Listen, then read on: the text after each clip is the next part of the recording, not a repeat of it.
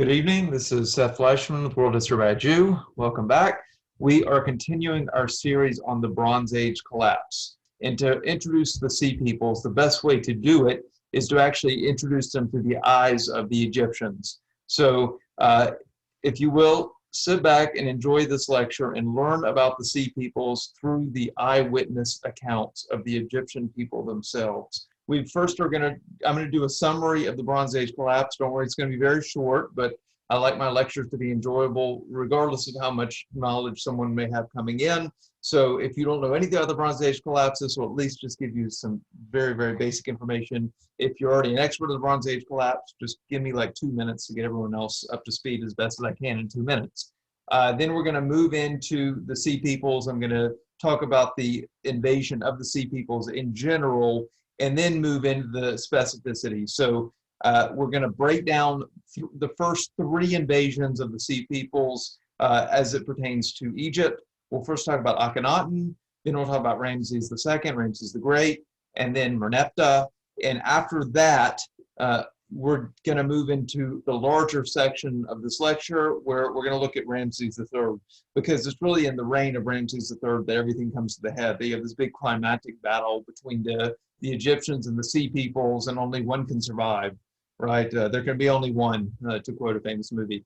So we'll be talking about Ramses III. We're also going to be introducing the Peleshet, in Hebrew, Peleset in Egyptian, or Palestinians in English. So these people are now going to come to the forefront, and they'll be very important for our next couple lectures. And then after that, I am going to talk about the climactic battle, specifically where Ramses III is facing down these Sea Peoples. And at the end, we're going to put it all together. We're going to talk about what the fallout is of these events, and how it will set the stage for our future lectures, because our future lectures are really going to be more focused on our theme, is the Bronze Age collapse in the Bible. All right, so without further ado, let's get started. All right, Bronze Age collapse. So this is part of the review from last time, but if you didn't see the last lecture, I think I can give you the basics in a couple minutes here. So if you look at the Eastern Mediterranean in the 1300s, this was a high point in the history of civilization. All right, you had these powerful empires. So you had the Mycenaean Empire, which is the Greeks before the Greeks. Then you have the Hittites, which at one point covered most of Turkey. This map was taken a little bit before their full expansion, but they ended up covering most of modern Turkey and some of modern Syria. And then you had the Mitanni, which was also Syria. And then you have Egypt. And you see Egypt here is taking up all the way the land of Canaan, which is modern Israel, and well into what's now modern Lebanon. So and on top of that, you had great city-states like Ugarit here was one of them. And then in addition, Byblos and Sidon and Tyre. And we're going to talk about some of these as well. So all these nations had this great interlinked trade network. And not only did they trade in, say, necessities like grain, which is quite important, but also luxury items, gold, jewelry, and everything in between, pottery. In fact, pottery is extremely important, as I've talked about in a few lectures, in terms of identifying people, and even more so in dating cities and dating layers of discoveries. So all this it's like the world was flat, to borrow Tom Friedman's line. This entire world were trading with each other. They were actively involved with each other. They had international diplomacy. They had cuneiform as an accepted writing. And then you had Akkadian as the lingua franca that all the diplomats spoke. And then you had a huge technological revolution as the Bronze Age was coming to an end and the Iron Age was starting. So you had a bunch of great stuff going on, if I had to summarize it in one sentence. And then after that, we ended up with the Bronze Age collapse. So what caused the Bronze Age collapse? And again, I went through this in a lot of detail in the last lecture, so I'm not going to do it now. But to mention it briefly, first of all, there appeared to be an extended drought period. So a long 100-year drought period, in extraordinarily high level of drought from a historical point of view. I pointed out last time that out of a 5,000 year period, this is one of the worst. Then you had what's been termed earthquake storms. There was about a 50-year period with repeated earthquakes that were tearing down city walls, destroying major cities, which then, if you figure all these port towns with all this international trade, tidal waves then follow to destroy the ports and demolish the boats. You have a technological imbalance. So the technological improvements is great. Technological revolution is great if it improves lives, but it also can create an imbalance between people, an imbalance between nations, and this can then have a negative impact as well. Overly dependent trade. So it's great that grain was going all over the Mediterranean, but when you take a country like the Hittites, a very influential country, and they are surviving on the grain provided by Egypt, it's a problem if Egypt then can't supply them the grain. Then we have bad leadership. So the great leaders are gone. During the extended reigns of the previous generation and the generation before that, the bureaucracies grew and grew and grew. So we have a larger bureaucracy, but much weaker leaders, which is a bad combination. But really, kind of the uppercut, the KO came from the Sea Peoples. So this is our focus, and we're gonna this evening we're really talking about the Sea Peoples and the after effect of the Sea Peoples, and then zeroing in on the Philistines specifically. Here's an overview of the Sea Peoples before we dig in. Number one, they were a confederation of peoples. They actually were not all seafaring peoples. They're called Sea Peoples. Some of them were probably more land-based, but they've come down to us being termed the Sea Peoples.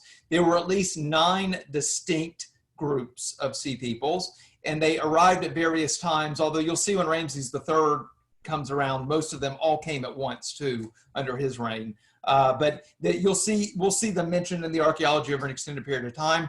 The most famous Sea Peoples were the Philistines. I don't think I'm giving anything away to say that the Philistines were one of the Sea Peoples, but there's still a lot that goes into that.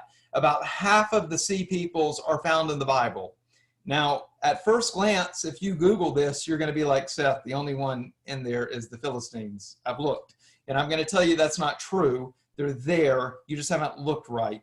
And I'm going to explain what that means and where the statement comes from over not just this lecture, but it's really going to take me through a couple more lectures, because it's not just the Philistines. In fact, one of the biggest surprises is one of the tribes of Israel may have been married into the Sea Peoples, and there's actually evidence to support that. So we got a lot of fun stuff coming over the next couple lectures. Now, the origins of the Sea Peoples are in dispute, but some of them you have a pretty good feel for. And the ones that we know where they're from, the Shardana coming from Sardinia, the ones that we know for sure I will identify, but just know that they all really were from, in general, from this Mediterranean world. Okay, they were from what's now Greece, they were from the islands in the Aegean Sea. They either were, some of them were either from Crete or used Crete as a stopover. Maybe some were from Cyprus. Certainly some were from Anatolia, like the Luca. So we'll be, I'll cover off of those as it continues, but just know that they are in general from this world, okay? They didn't come from outer space. Now, they wreaked havoc all over the Mediterranean. And I wanted to name the countries that were attacked in modern terms. So look at the span of real estate these people attacked. Modern Egypt, modern Israel, Lebanon, Syria, Turkey, Cyprus, Sicily, Greece, and that's actually not a full list. They could have also had an impact in Italy. They could have had, there was tons of islands here in the Aegean that they would have landed on. So we're talking about a invasion of a massive scale. Who were these people? What did they do? Well, they did have a navy, but the navy was mainly troop transports, and that's going to be very important for our Ramses III discussion. A lot of them were pirates. In fact, even after when they wiped out all these sea lanes, you know, all these sea lanes were guarded by the great powers. When the Sea Peoples wiped them out, it gave piracy a huge push. You didn't have anyone to police it anymore. These Sea Peoples were also mercenaries, but some of them were family. Some of them were land-based people. They were immigrants looking for a better place for their family. If I have to say, I don't want to defend people wreaking havoc. But I will say there is a defense to them that they probably started getting on the move because they were suffering from drought. They couldn't feed their family, and it caused them to have to move to look elsewhere. And it may have been a domino effect. It may not have been that people. That people may have been displaced from another people. But there is an argument to why so many people would be moving at the same time. That would be a defendable position. The earliest Egyptian records of the Sea Peoples are during the reign of Akhenaten. There's actually earlier records than that, but like I said, we're sticking with Egypt tonight because Egypt gives us the most details. And that's going to be our next slide. We're going to talk about Akhenaten's experience with the Sea Peoples.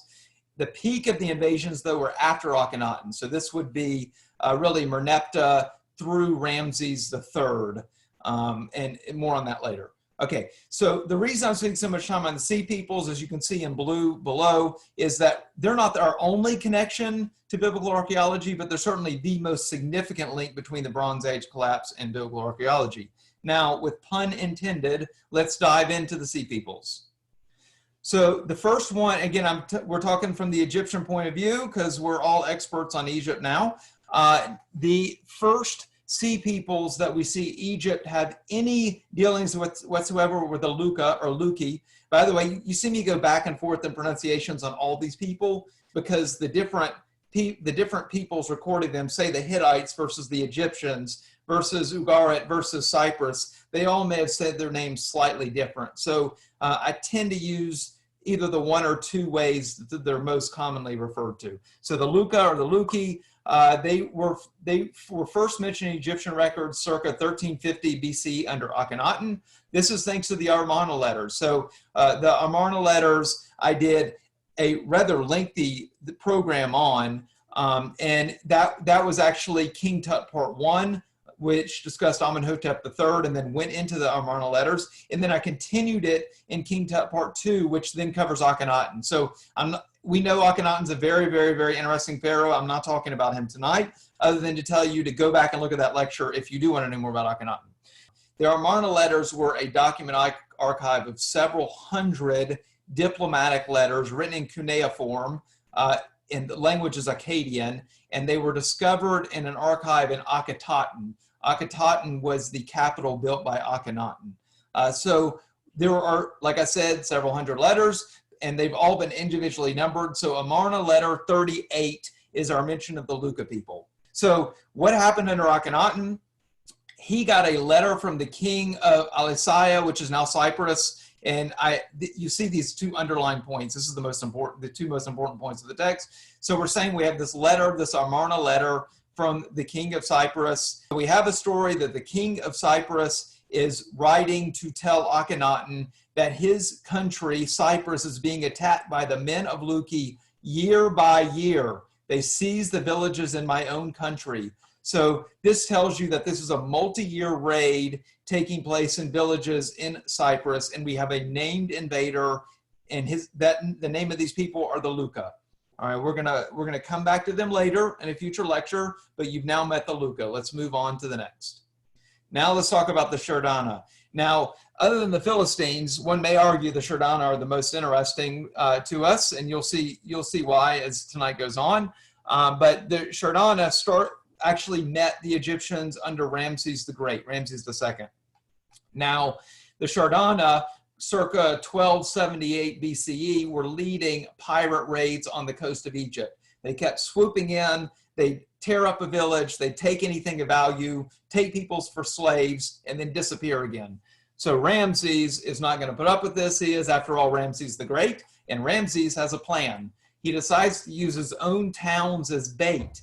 And basically, he leaves his towns made to look like they're undefended. Meanwhile, he has set traps of both troops and ships hidden out of sight, waiting really probably for weeks, maybe months, for the Shardana to appear. And they patiently wait, and they patiently wait, and they patiently wait. And all of a sudden, the Shardana appear, looking at what they think are these undefended towns along the coast. And they swoop in a big wave for another invasion. And what do you know? The Egyptians are there waiting for them. And they have this one very large naval engagement in which the Shardana are defeated. The Shardana are captured, but instead of executing them, Ramses actually hires them. So these Shardana would actually become part of Ramses' personal bodyguard. They also would form units within the Egyptian army, which is going to come back later in this lecture. But you can always see the Shardana because they have these horned helmets. And I'm going to show it again later, but I just want to point out these horned helmets, which is our symbol for the Shardana. Makes them stand out. They seemed to have also accepted an idea of being soldiers for land. So some of these people, and the tradition continue, probably weren't mercenaries so much as they were serving their time as a soldier for Egypt, and in return they'd eventually get land of their own to farm.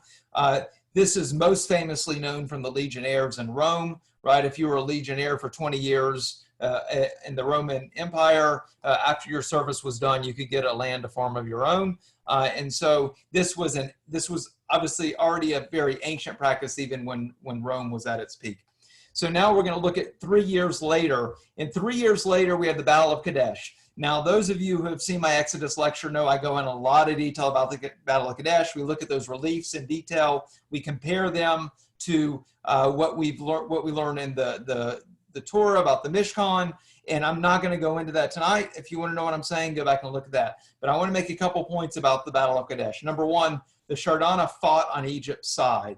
So that's significant.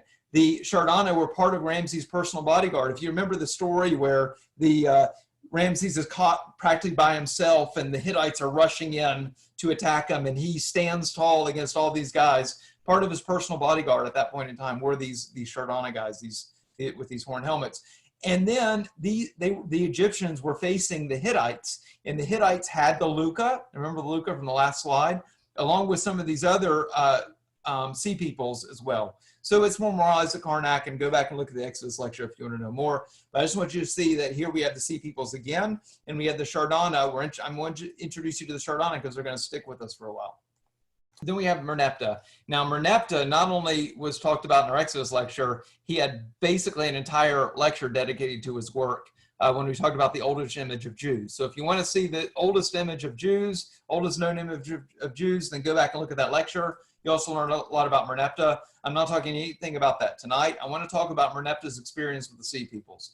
So around 1208 BCE, the Libyans invaded with 5 different sea peoples. So they invade the Nile Delta, and they're referred to in Mernepta's reliefs as foreign invaders from the sea, or northerners. There are the 2 terms. So foreign invaders of the sea obviously helps us get the term sea peoples, and northerners is just a matter of perspective because Egypt is in the southern Mediterranean. Most anyone is going to be north of Egypt, hence the term northerners. I'm going to make another, I know a couple of you are probably thinking of the comparison of the Vikings. I'm going to come back and talk about the Vikings later tonight, I promise. So something else that's interesting about these people is it was not just soldiers, they brought women and children with them. More about that as well.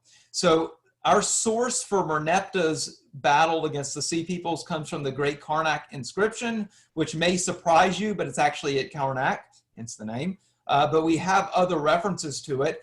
In our last lecture, we talked about the Israel Stela, the Mernepta Stela, and the whole first section of the Mernepta Stela is talking about this battle with the Libyans and their sea people allies. It's only the last 3 lines is talking about Israel and the land of Canaan. Now, let's talk about Mernepta's battle to save Egypt. So first, and by the way, this is all coming from the Karnak inscription right here, if you want to see it. But Mernepta gives this rousing speech. It's recorded. He gives a rousing speech to his soldiers, which a la Braveheart is very important before a battle. Mel Gibson can tell you. Now, after this rousing speech, though, he actually has a good strategy. It's not just a speech. So what he does is he draws the opposing forces into a trap. This would be similar to what the Mongolians would use in steppe warfare, where they would take what looks like a small force and start moving them back. So when the Mongolians' enemies would approach what they think is a smaller force, the Mongolians could then come in from the side and attack. And this is kind of like that. So Mernepta has a small force, and he's having this enemy invasion of these Libyans and these sea peoples coming in to oppose this small force. Little do they know on both sides are hundreds of Egyptian archers. So basically, the Libyans, the sea peoples, walk into a trap. They walk in, on both sides of them are archers. The archers jump up and they're firing at them with crossfire. The Libyans can't run fast enough. And then right when they're at their weakest point and they turn their backs, in ancient warfare, you never want to turn your back. If there's anything I've learned, you never turn your back. As soon as they hit their weakest point and they turn their back, the Egyptians come in with this powerful chariot charge and wipe them from the battlefield. Now, this took me about a minute or so to describe. It was actually a 6-hour battle, so I'm sure it didn't go as smoothly as that. But in the end, Egypt wins. No one's going to dispute that. The Egyptian records count 6,000 dead Libyans and sea peoples, another 9,000 taken prisoner. But Mernepta is not done when the battle ends. And what he does, which one can appreciate, is he decides to strengthen his allies to make it less likely this would come in the future. So I'm taking the Hittites as an example. If you remember, the Hittites were this mortal enemy, a half a century ago, and now they're allies. So Egypt is sending grain to feed the Hittites. They actually even made Hittite weapons in Egypt, Hittite-style weapons, and they integrated Hittite soldiers into their army, which was probably some sort of cross-training as well. So they were good allies after being such vicious enemies for so long. Now, that's Mernepta. We talked a lot about him, and then I'm going to move on to our star pharaoh for tonight, and that's Ramses III. Okay, so Ramses III he came on after we stopped talking about the pharaohs. Why? Because the last pharaoh I spoke about in the Exodus lecture was Taurasret. Now, Taurasret was a female pharaoh, so she was the last pharaoh of the 19th dynasty. And then when she died, there was some sort of power vacuum, and an official by the name of Seth seizes power. Okay, Seth is considered to have been some sort of royal official. He may have been a minor noble. We're not like 100% sure what his real status was before being pharaoh, but whether he was a royal official or a minor noble, or maybe he was both, the guy was able to grab the throne and become the pharaoh, right? So that's not a bad deal. Now, he probably married Mernepta's daughter, which is common practice. If you don't really have a strong claim to the throne, the best thing to do is marry the previous pharaoh's daughter, but that is not confirmed, and that would be disputed by some, so it's not for sure. But regardless, whoever he does marry, and we'll pretend it's Mernepta's daughter for lack of anyone else, Seth and Mernepta's daughter have a son, and this is Ramses III. So this is not to be confused with Ramses the Great. That's Ramses II. This is Ramses III. But Ramses III is the last great king of the New Kingdom. He really was a great king, as well as his idol and predecessor, Ramses II. So Ramses III actually reigned 31 years, and he got started by copying what Ramses the Great did. He named his sons the same thing. Ramses the Great named his sons. He used the same titles as his officials and for himself that Ramses the Great had. He copied the temple building that Ramses the Great did, and so he did a lot of good stuff. Okay, he had these massive building projects, not like Ramses the Great, but still big building projects. He gave a lot to the temples. He strengthened their religion. He sent faraway trade missions, which was, since the original foundation of Egypt was a great way of trying to show off your success by sending foreign trade missions. He opened up new mines or reopened mines. He was doing a lot, busy guy. What he would be most known for today, like if you take a tour of Egypt, would be his Mortuary Temple, which is right here. This is Medinet Habu. And Medinet Habu is going to be where we look at our reliefs tonight. If it was a previous lecture and I was focused more on Egypt, I would have done one of my virtual tours of Medinet Habu like I did the other ones, but I'm going to just do the reliefs tonight for lack of time. So in addition to his building, Ramses III was also a wartime leader. He fought the Sea Peoples. He had to fight the Libyans twice. He fought the Nubians, and this last one should surprise you. He also fought Edom, as in biblical Edom. So the Edom is now entering the picture for us for the first time. But not all was good. So let's talk about the bad. So first of all, these repeated wars are straining the economy. For the most part, these wars are defensive wars. They're not wars to enrich Egypt, so they're expensive and they're for survival. Now, there's also a grain shortage. This is, I'm sure, related to this long-term famine we talked about in our last lecture. Regardless of the reason, fact of the matter is Egypt had a surprisingly large grain shortage that in their history, their recent history, they were unfamiliar with how to deal. Now, that would lead to, if I have any union people on, this would lead to the first recorded labor strike in human history. And this would be at Deir el-Medina. Now, Deir el-Medina, you got to think way back to the Joseph lecture. If you look at my Joseph lecture, I have that 3D model of Deir el-Medina. What was it? It was a city founded by Amenhotep I. So that was circa 1500 BCE, a long time ago now. And he built this village, favored laborers whose job was to build all the temples for the pharaohs. So they get paid better than the other workers. They get more luxury items than the other workers. They work on the pharaoh's temples. And in return for that, in return for this privilege, they kind of have to live in this city all by themselves, way away from everything else. So you have a major issue when the most privileged laborers in Egypt are striking because they haven't been paid. That would be an indication of something corrupt within the system, right? Now, Ramses III would die after 31 years on the throne. More on that in just a second. He would be succeeded by 3 sons in a row. So Ramses IV, Ramses V, and Ramses VI were all his sons, but they all had short reigns. All 3 combined did not total 20 years of reigning. Now, I want to talk about the Harem Conspiracy. This gets back to what I've told you, that there's still new things being discovered. And this is really a mystery that's been solved in the last 10 years. So was Ramses III assassinated? What would make me ask something like that? Well, there is this very detailed judicial papyrus that can be found in Italy, in Turin. And it actually is trial proceedings of an assassination attempt on Ramses III. And it seems that someone tried to kill him at a celebration at Medinet Habu. And when the documents were translated, it turns out it wasn't just someone, it was one of his secondary wives, so a minor queen called Tai. This is not the same Tai from those previous lectures that I talked all about. I'm sure she was named in her honor, but different person. And another person named was Pintawaret, who was a son of Ramses III with Queen Tai. The documents also implicated some high-ranking officials, and in the end, they were found guilty and executed or forced to commit suicide or whatever.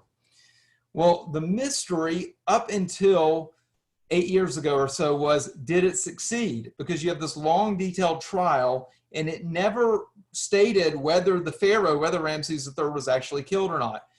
Only with a CT scan in 2012 were they able to see that his throat, and look at the bandaging here, that his throat was slashed and not some sort of accidental tear when they mummified him, like really seriously slashed.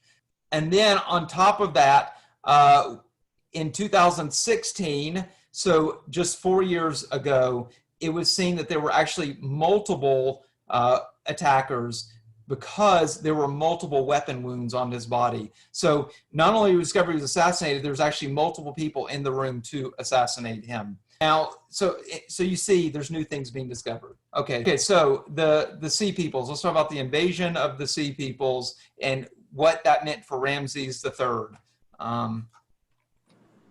There we go. So this was the big one. Circa 1180 BCE, everything was on fire. So we have an invasion of multiple sea people. If you see here, we have 6 named sea people. Notice one of them are the Shardana. The Shardana fought on both sides. They were defending Egypt, and they were also the attackers. But what I really want you to see here is the Pelashet. That's underlined because the Pelashet are the Philistines. More on that on the next slide. So we had this mass migration of people, not only fighting men, but people bringing their wives, their kids, their possessions. You can even see the ox carts in the relief, and I'll show you the ox carts in a minute. And these are heavily armored. If you remember from our last lecture, we talked about the improvement of the weapons. the improvements of the strategies, the improvements of the body armor. All this is coming together on this invasion force that is setting the Eastern Mediterranean on afire. Now, I'm not going to say in the exact order, but just for the sake of those following with the map, we're going to have Greece and Crete fall, and they're gone. And then we move to Anatolia, to modern Turkey, and the Hittites fall, and Miletus and Troy fall. Cyprus is gone.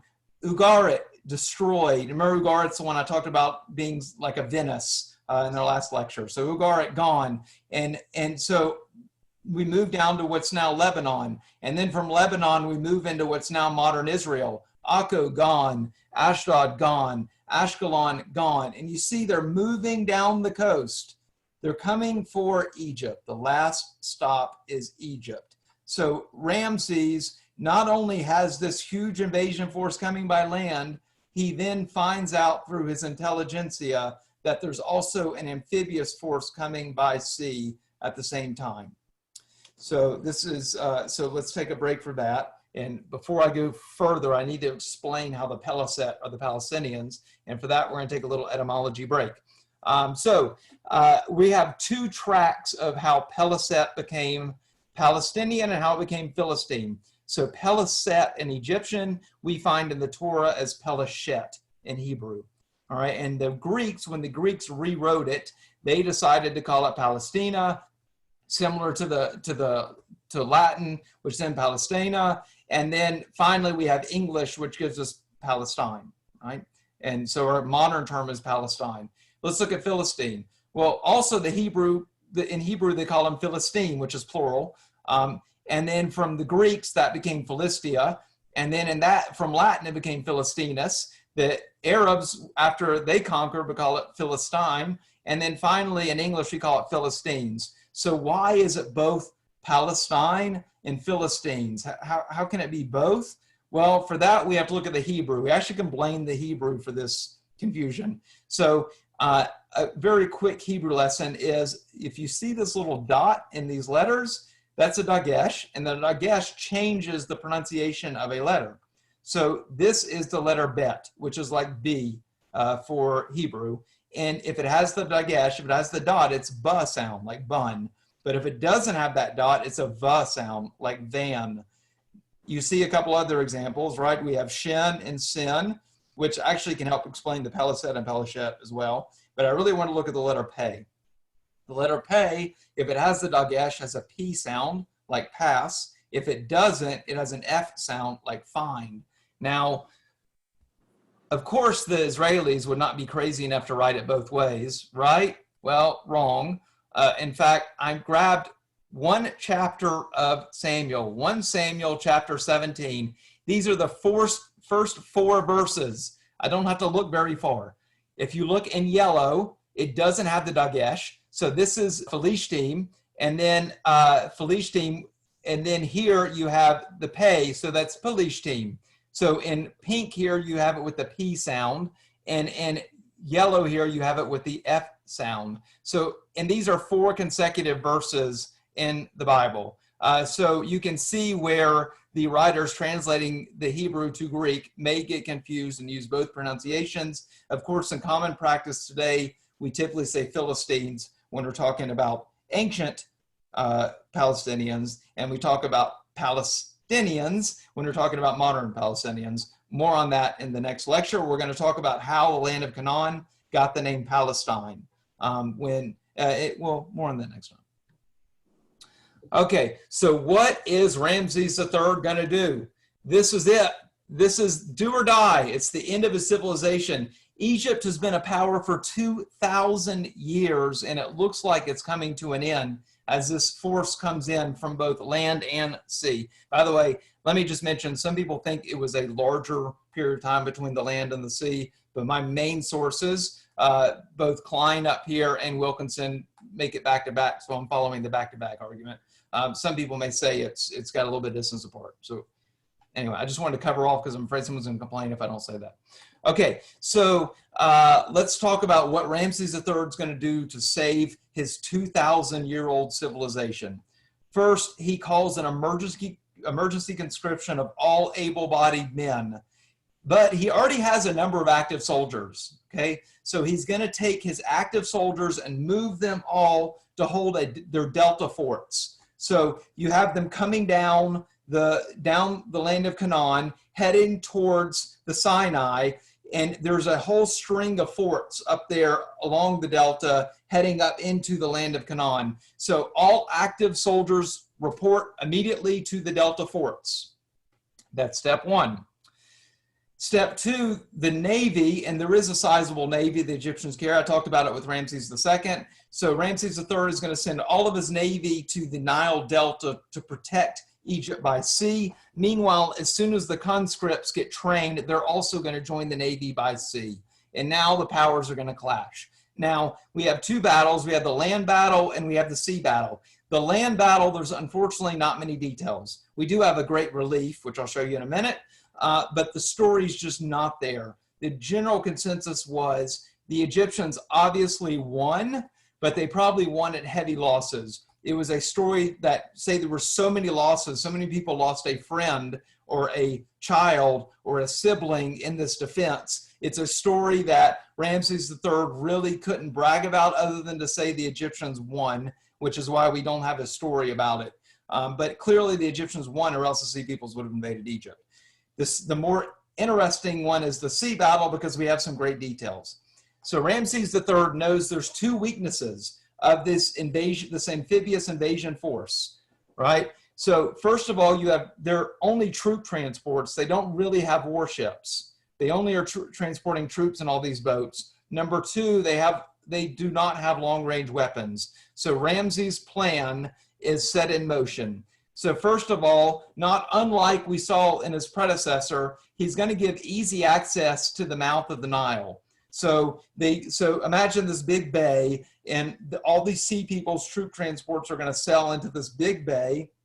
But as they come into the bay, all these archers pop up and start firing long-range weapons at them. So they have all these arrows hitting them. Now remember, one of the weaknesses, they don't have any long-range weapons, so they can't fire back. They're just getting pummeled by Egyptian arrows. Second, remember their other weakness is they don't have any warships. So when they turn around to try to get out of this bay shooting arrows at them, they can't because the Egyptians have lined up all of their warships to block the exit way. And before you know it, the Sea People, they can't escape, they can't fire back, they can't break out, and Egypt triumphs. So the Sea People have been defeated in this ultimate climatic battle, and Egypt is the only one to defeat the Sea People. So I promise we look at a couple reliefs tonight. So let's look at, we're going to look at two.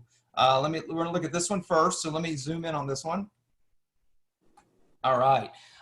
Now, this top left panel is showing you the sea battle, obviously, hence the boats. This right here is Ramses III. These are the prisoners taken afterwards. But I'm going to zoom in on a couple interesting points for you. So similar to our previous lectures, this red box here is this zoomed in. And then right here, this green box is here zoomed in. What does this tell me? So look at these. I want you to look at these arrows. So here you have an arrow pointing out, well, an arrow. So here's an archer at work. So we know that the archers were critical to defeating the Sea Peoples. This shield is interesting because this tombstone shape was typical of an Egyptian shield. It means when you look at a relief, if it has this shape, it's Egyptian. If it's round, it's a Sea People shield. Look here, who was that? Y'all should all know by now. That guy with the horned helmet is one of the Shurdan, the Shurdana. And notice he's fighting with the Egyptians. But look at this. Here's another Shurdana. What is this? He's fighting the Egyptians and killed in the process. So you see him on both sides. Here's one of these long swords. I talked about these improved swords towards the late Bronze Age. There's one of them. Now look, I want to show you a couple of things on this close up. This is probably not a hairstyle, although some have claimed that it is. It's probably some sort of feathered cap. But this is the sign of a Pelashet. This is the sign of a Palestinian. This is what the Philistines look like in the Egyptian reliefs. Now, let me say there were a couple other Sea Peoples that may have used this as well. Not our problem. For our purposes, for our lectures, if you see these guys, here's your Palestinians. Now, Also notice that they're in bondage, right? You can see the arms tied here and the necks are tied. Just interesting detail. Okay, so that was the sea battle. Now I'm going to go backwards one battle and show you the land battle. So here's the land battle. You can see, you know, I said that the land battle, the Egyptians probably took much heavier losses. You kind of can see that in the chaos of the battle, even though it's not explicitly said. And I want to zoom in on some details. First of all, if you look here on the top left, you have another Shardana, and he's fighting the Pelisheth. So this is a Shardana fighting for the Egyptians. And then if you look over here and here, see, these are round shields. That's what I want to show you. So the round shields tell you they're Philistines, or they're sea peoples. I told you about ox carts and oxen. So if you look at this picture and this picture, we have oxen pulling ox carts, right? And then look at this detail. You know what those are? Those are the wives of the sea peoples. These are the Pelisheth wives. So all their possessions are in the ox cart, including their wives. And then if you look here, here's a wife dropping one of their kids out of the cart. So she's probably trying to save her child and getting him out of the cart. So this shows you these were families on the move. These were not all warriors. And if you like this, I pointed out a couple other lectures that I did this similar type of look for. But I want to move on and talk about what happens after all this is over. Okay, so the Egyptians win, Ramses III wins, and that's it. The war is over. Egypt is saved. So this section right here is a quote from the Papyrus Harris, and I actually read this quote during the Mernepta lecture, but I told you not to worry about the people at the time. I'd cover it later. Well, now is that later. So it's saying that this is basically telling us, without reading it to you, you see the Shardana are mentioned, the Pelisheth are mentioned, the Jeker we're going to talk about in the next lecture. So these sea people were defeated, right? They were made ashes. They do not exist anymore. They were taken captive. I love how they don't exist anymore, but then they were taken captive. That's a neat trick. Oh, and they don't exist anymore, and they were taxed. But all joking aside, basically, these sea peoples who were taken captive were not executed by and large. They were settled. They were used to form a buffer state. They were settled in Canaan. They were settled in Syria. They were to form buffer states to protect Egypt from further invasions. And, you know, they were taxed too, so they gave a revenue source. Okay, I wanted to compare this to the Viking invasions in Europe. And I know I'm jumping ahead couple thousand years. There's nothing wrong with that. But what I want you to see about the end result of the sea peoples versus the Vikings in Europe are as follows. So the Vikings were these fierce warriors invading by sea, attacking much of Europe, right? Traveling by bodies of water. In that sense, it was similar to the sea peoples. And I'm not going to go through the entire Viking invasions. That probably deserves a whole series of lectures in and of itself. Such as little facts like the Vikings founded Russia and this sort of thing that's probably not common knowledge. But I really want to talk about just England and France, and because they have two very similar stories to what happens to the sea peoples. One is, how did Normandy become Normandy? Because the Vikings kept invading at this same northwestern point of France over and over again. The Vikings kept coming into France, invading, killing, pillaging, wreaking havoc. So Charles the Simple, the ruler of France, struck a deal with the Vikings. He'd give them a bunch of land in northwestern France if they would form a buffer state to prevent further Viking incursions. And the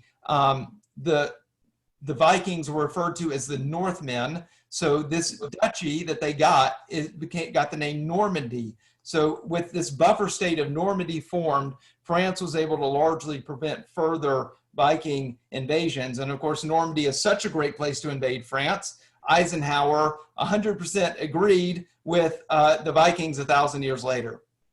Now, with England, England is also comparable because when you talk about the English, they're not really from the island anymore, right? They mix with Anglo-Saxons who are Germans. They mix with Danes.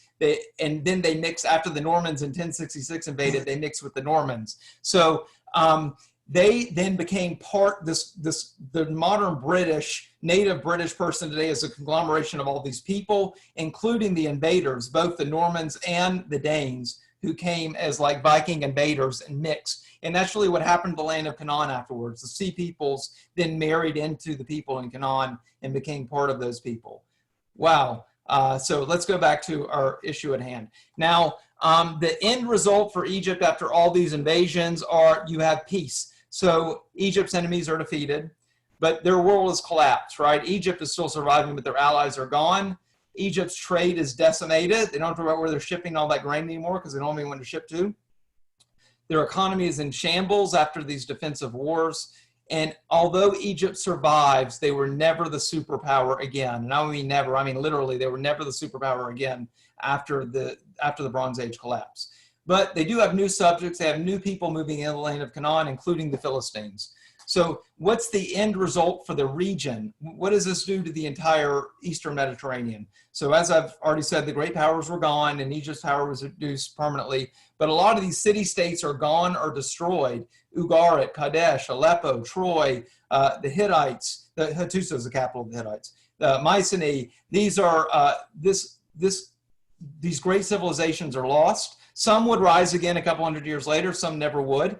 And then if you look at what's now modern Israel, Ashdod, Ashkelon, Akko, Hazor, by the way, and Megiddo, and by the way, some of this is related to the Israelite conquest as well, but that's for later. So about half of these sea peoples are going to be, would settle in the land of Canaan. So in the end, the Philistines and these other sea peoples will play a prominent role in the Bible. All right, I think I gave you enough info for tonight. So I hope you enjoyed this lecture. Come back next time for a lot more controversy. In fact, the next 2 lectures, I've got plenty of controversy for you. We're going to be talking about is the Bronze Age collapse in the Bible. And yeah, I know I've been talking about the whole series, but we're going to be very specific in the next lecture. You will be able to emphatically say, yes, it is. We will also explore how you can use the Bronze Age collapse to add details to the biblical tradition and to date the tradition of both the Jews' exodus from Egypt and the Israelite conquest of Canaan. So I hope you'll join me for the next lecture. If, in the meantime, I do have a weekly email if you'd like to be on that list. And as always, it's greatly appreciated if you would like this video and subscribe to my channel.